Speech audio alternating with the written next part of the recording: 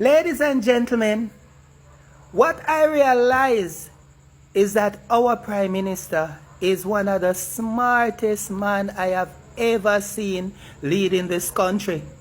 The man, ladies and gentlemen, was playing chess all along with the People's National Party. And every time the People's National Party get a big slap in this game of chess.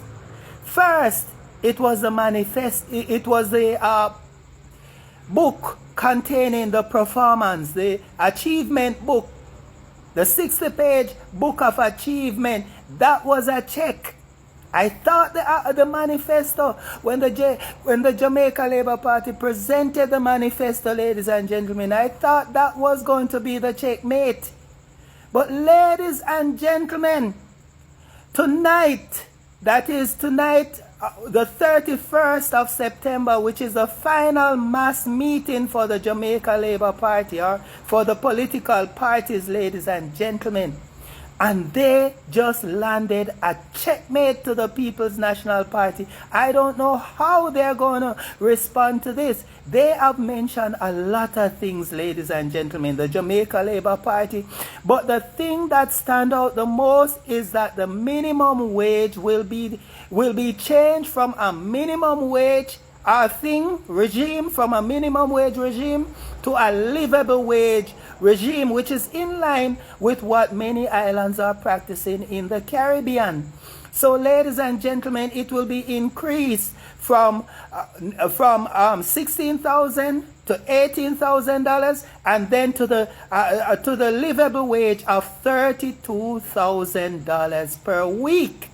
Ladies and gentlemen, that is a checkmate, and I don't know how the People's National Party plan to answer that. But what I do know, ladies and gentlemen, is that they have got something that they wasn't expecting.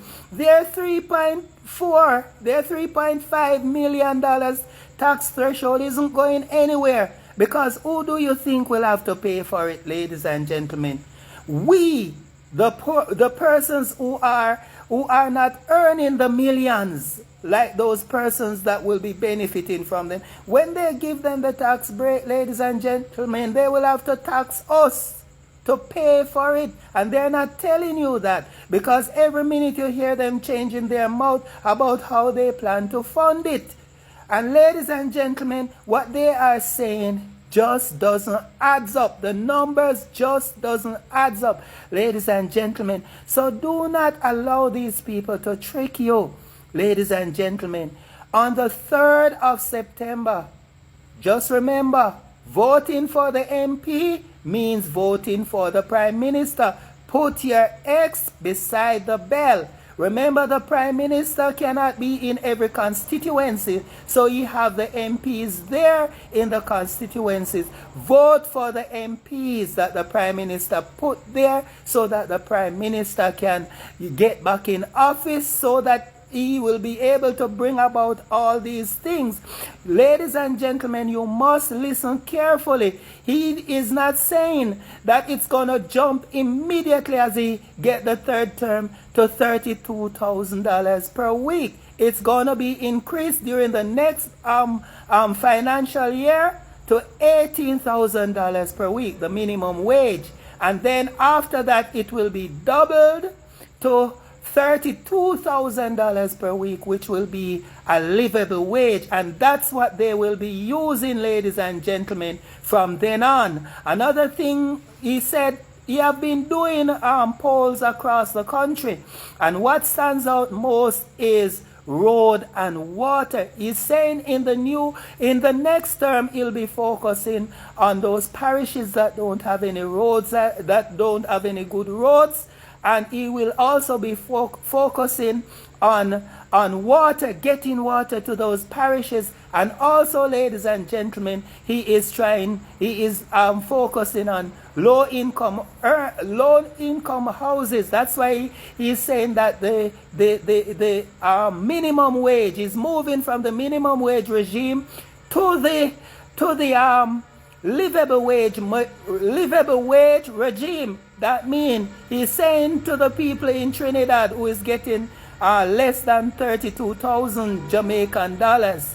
He's saying, come back home. Jamaica is offering better salary than what Trinidad is offering, ladies and gentlemen. So he's saying that he's moving away from the minimum wage regime to the livable wage regime, which I say is a checkmate to the People's National Party. I don't know how they plan to answer this, but I do believe that this was a well thought out thing. And the explanation is coming, ladies and gentlemen, of how it will be implemented, at how it will be done.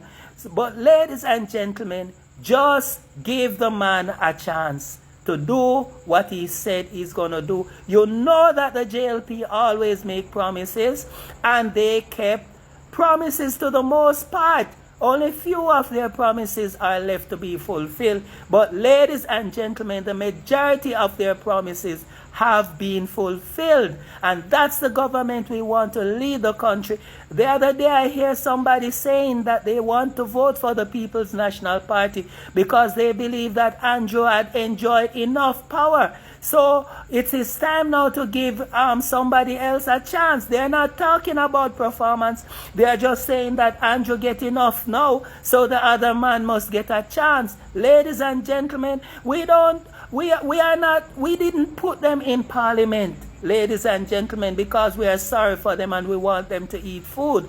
We put them in parliament so that they can properly represent us. They can properly represent their constituencies. They can properly represent the country, get investors to come in the country. They can also, ladies and gentlemen, create jobs in the country. And all of this was done by the Jamaica Labour Party. So we see that the Jamaica Labour Party is the party that built, while the People's National Party is the party that tears down. So the People's National Party tear down, but the Jamaica Labour Party built.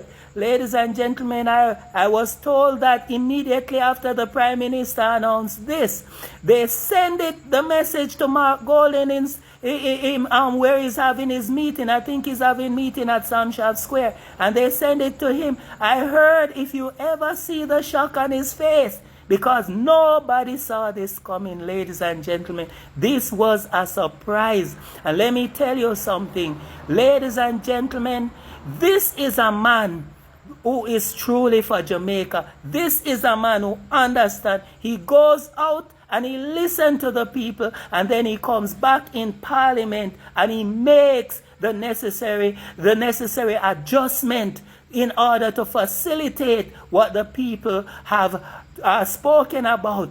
And he says in some places you have unemployment. They are talking about unemployment, and in some places they are talking about homes they want, and land titles. But he said what stand out the most was roads and water. So he's going to be focusing on water and roads. He says by giving the people, by doubling the minimum wage, people will be better able to pay their mortgage and live up to their personal expense, and so on and so forth, ladies and gentlemen. And I think this is very thoughtful of him, and I do believe, ladies and gentlemen, he deserves a third term, because this is a man who listens to the people.